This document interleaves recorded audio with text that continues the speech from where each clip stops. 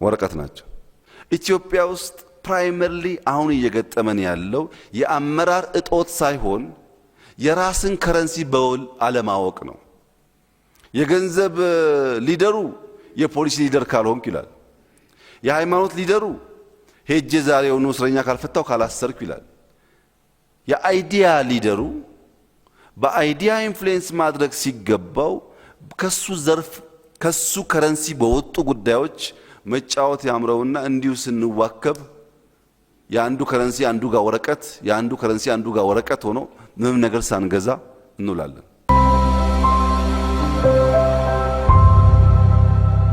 እንኳን ለገና በዓል በሰላም አደረሳችሁ።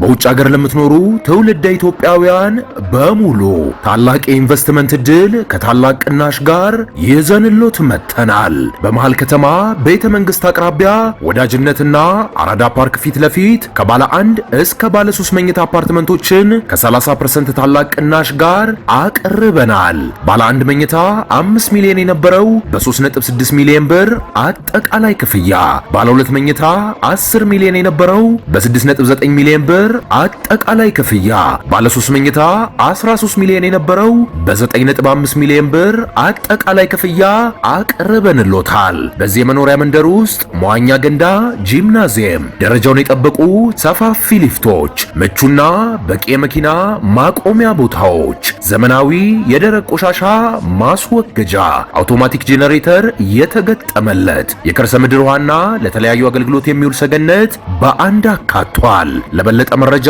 ከታች ባለው ስልክ ይደውሉ።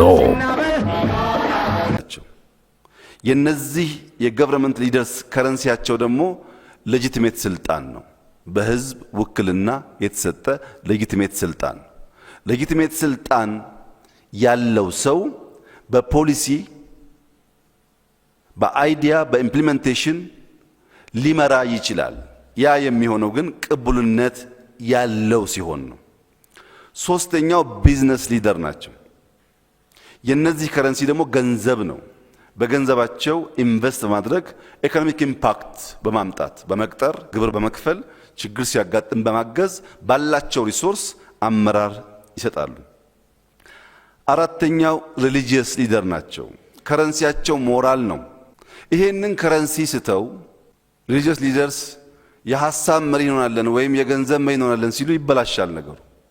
የነሱ መገበያያ ከረንሲ ሞራል ነው። በዚህም የወል እሴት ይገነባሉ፣ ኮንሽስነስ ላይ ይሰራሉ። ያን ማድረግ ሲችሉ አመራሮች በየዘርፋቸው ባላቸው ከረንሲ የሚጠበቅባቸውን እያደረጉ ስለሚሆን ሲሰናሰል በሀገር ላይ ለውጥ ያመጣል። ሚዲያ ሊደርስ ከረንሲያቸው ኢንፎርሜሽን ነው። ዲስኢንፎርሜሽን አይደለም፣ ኢንፎርሜሽን ነው። ዲስኢንፎርሜሽን ሲሆን ለአንድ ቀን፣ ለሁለት ቀን፣ ለሶስት ቀን ይደመጡና ከዚያ በኋላ ጥያቄ ምልክት ውስጥ ይገባሉ። በዚያ ምን ያደርጋሉ? ናሬሽን ይገነባሉ፣ አዌርነስ ይፈጥራሉ፣ የወል ትርክትን ይሰራሉ፣ ህዝብን ያነቃሉ፣ ያሰናዳሉ፣ ያዘጋጃሉ። ምን ሲሆን? ኢንፎርሜሽን። የኢንፎርሜሽን ቤዙ ዳታ ነው። ፕሮፐር ዳታ ኮሌክሽን ሳይኖር ሰው ቁጭ ብሎ የሆነ ነገር በመንደፍ ብቻ በመናገር ናሬሽንን መገንባት አይችልም። ኮንሲስተንት ስለማይሆን የነቃና ፍላጎቱን ለመጠበቅ የሚችል ማህበረሰብ ሊፈጥርም አይችልም። ለጊዜው ሳውንድ ባይት ሊፈጥር ይችላል። የሚዲያ ሊደርስ ከረንሲያቸው ኢንፎርሜሽን መሆኑን ካወቁ የኢንፎርሜሽን ቤዝ ደግሞ ዳታ ነው። እያንዳንዷን ዳታ አስተናስለው አናላይዝ አድርገው በሚሰጡትና በማይቋረጥ እውነት ውስጥ ነው ኢንፍሉዌንስ ማድረግ የሚችሉት። ኢንዱስትሪያል ሊደር ደግሞ ከረንሲያቸው ቴክኖሎጂ ነው። ይፈጥራሉ፣ የኑሮ ዘይን ያቀላሉ፣ ይፈጥራሉ፣ የመንግስታት የአሰራር ዘይን ያቀላሉ። ያን ሲያደርጉ አመራርነታቸው ይረጋገጣል። ታዲያ ያለው ችግር ምንድን ነው? ከረንሲ ሚስዩዝ ነው ያለው። በተለይ ኢትዮጵያ ውስጥ ከፍተኛ የከረንሲ ሚስዩዝ አለ። አንዳንዶቻችሁ የሱዳን ፓውንድ ይዛችሁ መርካቶ ትሄዱና ጎመን ትላላችሁ።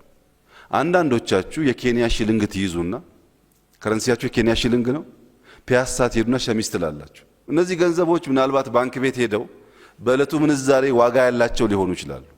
ከባንክ ቤት ውጭ ከሄዱ ግን ወረቀት ናቸው። ኢትዮጵያ ውስጥ ፕራይመርሊ አሁን እየገጠመን ያለው የአመራር እጦት ሳይሆን የራስን ከረንሲ በውል አለማወቅ ነው። የገንዘብ ሊደሩ የፖሊሲ ሊደር ካልሆንክ ይላል።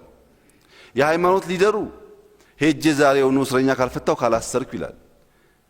የአይዲያ ሊደሩ በአይዲያ ኢንፍሉዌንስ ማድረግ ሲገባው ከሱ ዘርፍ ከሱ ከረንሲ በወጡ ጉዳዮች መጫወት ያምረውና እንዲሁ ስንዋከብ የአንዱ ከረንሲ አንዱ ጋር ወረቀት የአንዱ ከረንሲ አንዱ ጋር ወረቀት ሆኖ ምንም ነገር ሳንገዛ እንውላለን። ሰው የያዘውን ከረንሲ አውቆ የት ጋር እንደሚገበያይ ማወቅ አለበት፣ ወይም ከረንሲውን ዩኒቨርሳል ማድረግ አለበት። አሉ ጥቂት ሰዎች ከረንሲያቸውን ከፍ አድርገው የሚጠቀሙ፣ አብዛኛው ሰው ግን ከረንሲውንና ሮሉን ሳያቅ ሊደር መሆን ነው የሚያስበው። ማህበረሰቡን እንዲያርጉ ተነሱ፣ ተቀመጡ፣ ሂዱ ይላል። የያዘው ከረንሲና የሚገበያይበት ገበያ አልገጥም ሲል ነገሮች አይከናወኑም። ከረንሲያችንን ማወቅ በእጅጉ አስፈላጊ ነው። እነዚህን ጉዳዮች ካነሳው ምንወያይበት አንዱ ጉዳይ ስለ ምሁር ስለሆነ ምሁር ማን ነው? የሚያስብ ሁሉ ምሁር ሊባል ይችላል ወይ? ቢኮዝ ሰው ሁሉ ያስባል፣ ሰው ሁሉ ግን ምሁር አይደለም። ታዲያ ምሁራን ከሌላው ሰው የሚለያቸው ምንድን ነው ብለን እንጠይቃለን። ዩኒቨርሲቲ መቆየት ምሁር ያስብላል ወይ? ሃርቫርድ መማር ምሁር ያስብላል ወይ? እረ ዩኒቨርሲቲስ ማስተማር ምሁር ያስብላል ወይ?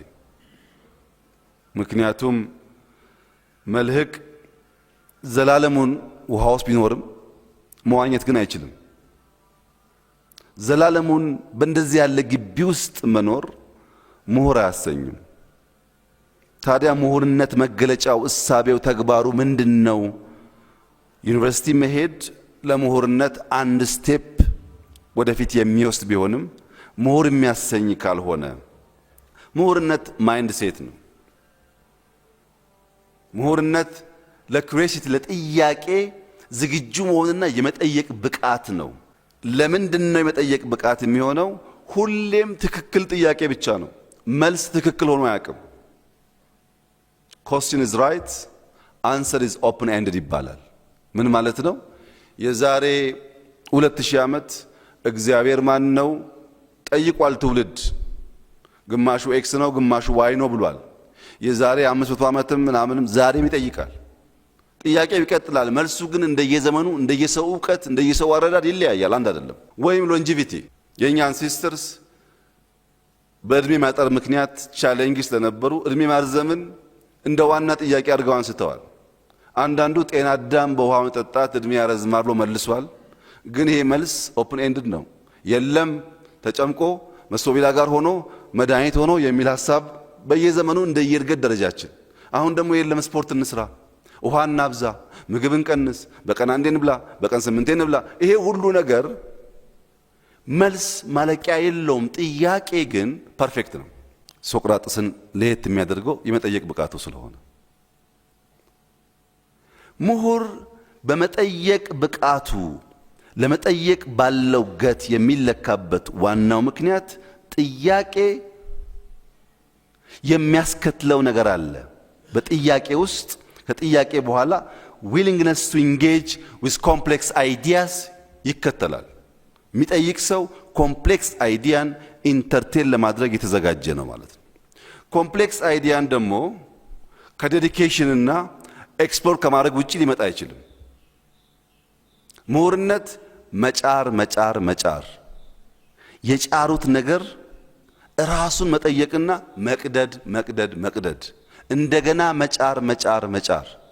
ይሄ ግጹፍ አያምርም፣ የቃላት አስተካኬ በቂ አይደለም፣ አረፍተ ነገሮቹ ትርጉም የላቸውም ብሎ ያን ወረቀት መጣል፣ ደግሞ ዝም ብሎ ማንበብ። በእንደዚያ ባለ ዴዲኬሽን ኤክስፕሎር በማድረግ ፍላጎት ውስጥ የሚፈጠር ነገር ነው። እኛ ጋር ሲመጣ የሚቀላቀል ነገር አለ። ምሁርነት ጋር ማነው ሊቃውንት? ማነው ስኮላር? ስኮላር የምንለው በአንድ ስፔሲፊክ ሰብጀክት በባዮሎጂ የተማረ ያነበበ ያስተማረ የተመራመረ ሰው ከሆነ ስለ ባዮሎጂ እሱን እንጠይቀው ይባላል። ስኮላር ነው። አንድ ሰው በኮምፒውተር የተማረ የተመራመረ ያስተማረ ኮድ የጻፈ ከሆነ ኮምፒውተር ነክ ነገር ሲገጥመን እሱን እንጠይቀው እንላለን። ስኮላር እሱ ነው። ይሄ ስኮላር ኢንተሌክቹዋል የሚሆነው ምሁር የሚሆነው መቼ ነው? ከራሱ ዲፓርትመንት ባሻገር ከባዮሎጂ ባሻገር በፖለቲካል ዲስኮርስ ውስጥ ከፍ ከፍ ባሉ ጥያቄዎች ሰብሰብ ባሉ ማህበረሰብ በተለያየ ዲሲፕሊን ውስጥ ባለፉ ሰዎች ውስጥ ሐሳብ ኢንተርቴን ማድረግ ሲችል የተሰናሰለ ሐሳብ መስጠት ከዚያ የሚመጡ ቻሌንጆችን መቀበል እነሱም ማስተናገድ ሲችል ከዲፓርትመንት ሲወጣ ከአንድ ሰብጀክት ማተር ሲወጣ በማህበረሰብ ሁለንተናዊ ዲስኮርስ ውስጥ ጠብ የምትል ነገር የሚያኖር ሲሆን ያኔ ኢንተሌክቹዋል ይባላል። እኛ ሀገር እንደዛ ነው ወይ የሚለው እናንተ ጠይቁ፣ እዛው መልሱ። ሶስተኛው ልሂቃን ናቸው። አይ ቲንክ ኢትዮጵያ ውስጥ ሪሰንትሊ በጣም የቀለለው ተርሚኖሎጂ ኤሊትስ ነው። ኤሊት ማለት በማንኛውም ፊልድ ዲስፕሮፖርሽኔት የሆነ አማውንት ኦፍ ዌልዝ፣ ፓወር፣ ኦቶሪቲ፣ ፕሪቪሌጅ ያገኙ ሰዎች ማለት ነው። በጣም ጥቂቶች ናቸው። እዚህ ውስጥ ኤሊት በጣም ጥቂት ነው። ኢንቴሌክቹዋልስ ቀጥሎ ሊኖሩ ይችላል። ስኮላርስ ብዙ ሊኖሩ ይችላሉ። ኤሊት በጣም ጥቂቶች ናቸው። ጥቂት የሚያደርጋቸው ምንድን ነው? ፌር ያልሆነ ሼር ላይን ሼር ከዚያ ስፔሲፊክ ኤሪያ የወሰዱ ማለት ነው። ለምሳሌ ኃይሌ ገብረስላሴ የሩጫ ኤሊት ነው። ደራርቱ የሩጫ ኤሊት ናት። ጥሩነሽ የሩጫ ኤሊት ናት። ቀነኒሳ የሩጫ ኤሊት ነው። ነሰሰርሊ ግን ኢንቴሌክቹዋል ነሰሰርሊ ግን ስኮላርስ አይደሉም። ታዲያ ኤሊት ማለት በአንድ ስፔሲፊክ ኤሪያ ቢገር ሼር የወሰዱ ነሰሰርሊ ኢንተሌክቹዋል ስኮላር ያልሆኑ ብቻ ናቸው ወይ ካላችሁኝ፣ አይደለም። አልፎ አልፎ በጣም አልፎ አልፎ ሰብስበው የሚወስዱ ሰዎች አሉ። ለምሳሌ ፕሮፌሰር ባህሩ ዘውዴን እንውሰድ። ፕሮፌሰር ባህሩ ዘውዴ ኢትዮጵያ ውስጥ 1000 5000 የሚጠጉ ሂስቶሪያን አሉ። ያነበቡ የተማሩ ያስተማሩ ሂስቶሪያን ኢትዮጵያ ውስጥ አሉ። እኚህ ምሁር ሂስትሪ ኦፍ ሞደርን ኢትዮጵያ ብለው ለ140 ዓመት ገደማ ከ1855 እስከ 1991 ገደማ ያለውን የኢትዮጵያ ጉዞ ወደ ኋላ በወፍ በረር ብላይንድ ስፖቶቻችን እንድናይ በከፍተኛ ጥረት አንድ ድልብ ሰነድ አውጥተዋል። ያን ሰነድ ያየ ሰው ከሞላ ጎደል ኢትዮጵያ ምን አይነት ስርዓት እንደነበራት፣ ምን አይነት መንግስታት እንደነበሯት፣ እነማን ምን እንዳደረጉ የተወሰነ ግንዛቤ ያገኛል። እኚሁ ሰው ፓይነርስ ኦፍ ቼንጅ ኢን ኢትዮጵያ ብለው የዩኒቨርሲቲ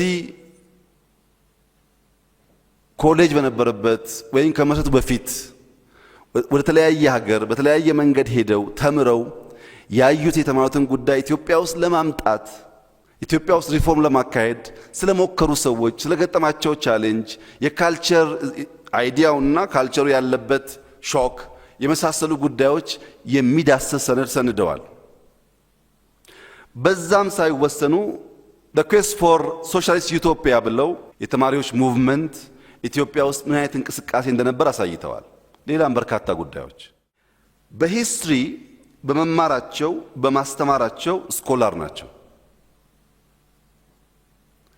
ከሂስትሪ ውጭ ጂኦፖለቲክስን ለመዳሰስ በመሞከራቸው ገቨርነንስን በማንሳታቸው ፖለቲካል ዲስኮርስ ውስጥ ሐሳብ መስጠት ባለመፍራታቸው ኢንተሌክቹዋል ያስብላቸዋል።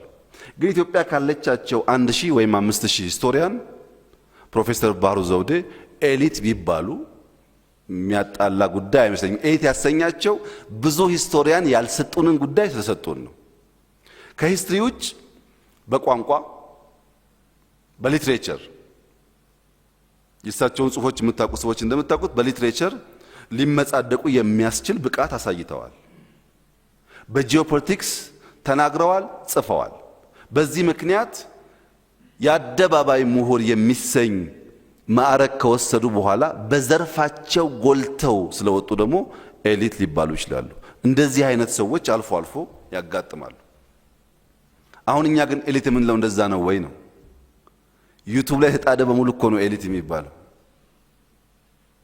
ምንድነው ፕራክቲካሊ በዛ ኤሪያ ላይ ምን አይነት አይዲያ ነው ያመነጨው? በዛ አይዲያ ምንድነው ኢምፓክት ያደረገው? ከሌሎች ውስጥ በምን ይበልጣል በምን ያንሳል የሚባል ግልጥ ያለ ክራይቴሪያ በሌለበት ስያሜውን እንጠቀማለን። የመጨረሻው ኖብልስ ወይም መኳንንቶች ናቸው። ኖብልስ ሶሻል ክላስ ነው። ኢትዮጵያ ውስጥ ከጥቂት አስርተ ዓመታት በፊት የነበረ ጉዳይ ነው። አሁን እየተዳከመ ይመስለኛል። መሳፍንት ፒውርሊ በደም የሚገኝ ነው። ራስ ምሩ ራስ መኮንን ሲባል በደም የሚገኝ ነው። መኳንንት ግን ኔሴሰርሊ ደም ላይሆን ይችላል። በሜሪት መኳንንት የሚሆኑ ሰዎች አሉ። ለምሳሌ እንዳልካቸው መኮንን መውሰድ ይቻላል። መኳንንት ነበሩ ግን በደም አልነበረም። አክሊሉ ሀብተወልድ መውሰድ ይቻላል። መኳንንት ነበሩ ግን በደም አልነበረም። ወይም ሀብቴ አባመላም መውሰድ ይቻላል። መኳንንት ነበሩ ግን በደም አልነበረም። በሜሪት ያንን ታይትል የሚያገኙ ሰዎች በዚያም ኢንፍሉዌንስ የሚያደርጉ ሰዎች ነበሩ። አሁን በመካከለኛው ምስራቅ በስፋት ሊደርስ ሴግመንት ኦፍ ሶሳይቲን ኢንፍሉዌንስ የሚያደርጉ ኃይሎች ኖብልስ ናቸው። የወደቀ ነገር አይደለም።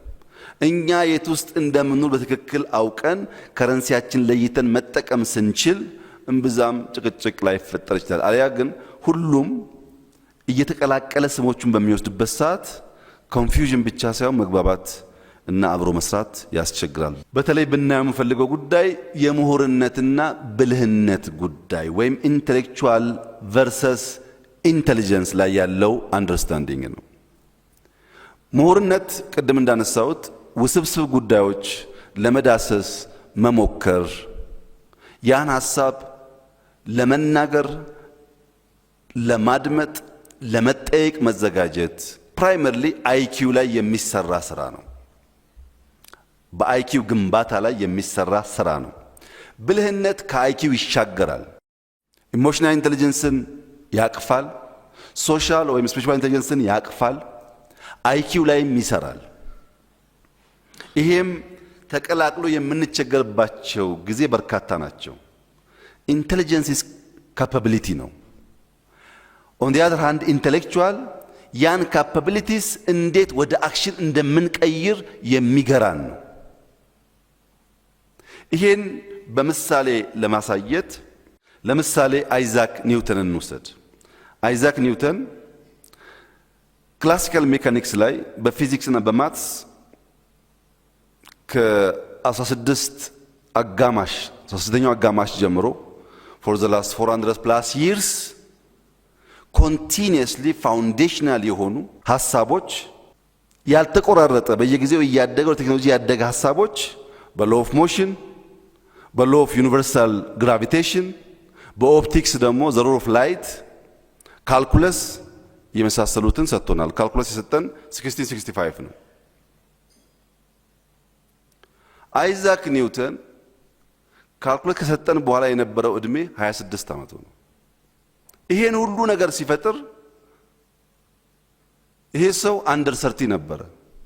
ለ60 ዓመት ያነበብን ሰዎች ለ70 ዓመት ያነበብን ሰዎች ያልፈጠርነውን ነገር ከፈጠረ ይሄ ሰው በዛ እድሜው ብዙ አንብቦ ኢንተሌክቹዋል ስለሆነ ነው ብለን ማሰብ አንችልም። ኦፍ ኮርስ ኢንተሌክቹዋል ነው፣ ግን ኢንተሊጀንቱን በተለየ መንገድ መጠቀም የቻለ ሰው ነው። ቢኮዝ በ20 ምናምን ዓመት የሚነበበውን 70-80 ዓመት አንብበው ሰዎች መስራት ካልቻሉ አንደኛው ኢንተሊጀንስ ብቻውን እንደዚህ ያላለ ወጣ ያለ ዕውቀት አስቻይ አይሆንም ማለት ነው። ሁለተኛ አልበርት አንስታይን እንውሰድ። አልበርት አንስታይን የሪላቲቪቲ ቲዮሪን ዲፋይን ሲያደርግ 26 ዓመቱ ነው። በ26 ዓመቱ አንደር 30 ያለ የፈጠራቸውን ጉዳዮች በኋላ ከፈጠራቸው ጋር አታወዳድሩትም። ብዙ ካነበበ በኋላ እና በ26 ዓመቱ ኢንተሌክቹዋል ስለነበረ በጣም አንብቦ ነው እዛ የደረሰው ቢባል አይደለም። ኦፍ ኮርስ ኢንተሌክቹዋል ነው፣ ግን ከኢንተሌክቹዋል በተጨማሪ ኢንተሊጀንሱን በብቃት መጠቀም የቻለ ሰው ነው። አሌክሳንደር ዘ ግሬት ያን የሚያክል ኢምፓየር የፈጠረው 30 ዓመት ሳይሞላው። ኢምፓየር ለመፍጠር ከኖርዝ አፍሪካ አውሮፓን በከፊል የሚያክል ሀገር ለመፍጠር የ30 ዓመት ንባብ በቂ ነው ወይ? ምንም አስተማሪው አርስቶትል ቢሆንም ኢንተለጀንስ መጠቀም ካልተቻለ አይሳካም። ሜሪ ኩሪ የራዲዮ አክቲቭ ዲፋይን ስታረግ 30 ዓመቷ ነው። ኖቤል ፕራይዝ ዊን ስታረግ 36 ዓመቷ ነው። በ30 ዓመቷ ራዲዮ አክቲቭን ዲፋይን ያደረገች አንዲት ኢንተለጀንት ሴት 60 70 80 90 ዓመት ሰዎች በዚያ ዙሪያ አንብበው በዚያ ዙሪያ ተነጋግረው አስተምረው ራዲዮ አክቲቭን ወደ ቴክኖሎጂ ለመቀየር አሁንም ቻሌንጅ አለ። የሷ ቴክኖሎጂ ባይኖር ኖሮ ኒውክሌር ሪአክቲቭስ ሂት ኢነርጂ ኤሌክትሪክ ኢነርጂ እንዴት እንደሚፈጥሩ የራዲዮ አክቲቭ ዲኬይን ማወቅ አይቻልም ነበር። በ30 ዓመቷ እንደዚህ ያለውን ኢንተለጀንስ ኤምብሬስ የሚያደርግ አንደርስታንድ የሚያደርግ የምሁር ማህበረሰብ ካልተፈጠረ በስተቀረ ባነበብናቸው መጽሐፍት ባጠራቀምናቸው ወረቀት ልክ ብቻ የሚለካ ከሆነ ዘመን ቀያሪ ትውልድ አሻጋሪ ማርሽ ቀያሪ የሆኑ እሳቢዎች ኢኖቬት ማድረግ አይቻልም። ይህንን ሁላችሁ የምትገነዘቡት ቢሆንም በየቀኑ የምንኖረው መሆን አለበት። ችግር ስለሆነ ኢትዮጵያ ውስጥ እዚህ አብርሆት ላይብረሪ ሕፃን ልጅ ሮቦት ለመስራት ሞክሮ ድሮን ለመስራት ሞክሮ ያሳየኝ ልጅ አለ። ሃይ ስኩል ግራጁዌት ያላደረገ ይህንን ልጅ በሮቦቲክስ በናኖ ቴክኖሎጂ በማቴሪያል ሳይንስ ግራጁዌት አድርጌያለሁ የሚለው ሰውዬ ያልሰራውን ስራ የሰራውን ሰው እንዴት እንደሰራ አውቄ ኤምብሬስ ማድረግ ካልቻልኩ ግዴን ለማንተን ለመፍጠር መጀመሪያ ግራጁዌት ማድረግ አለብህ ካልኩት እንዳለን እንቀራለን ማለት ነው። የምሁርነት መገለጫው ምንድነው? ምሁርነት ሐሳብ አክባሪ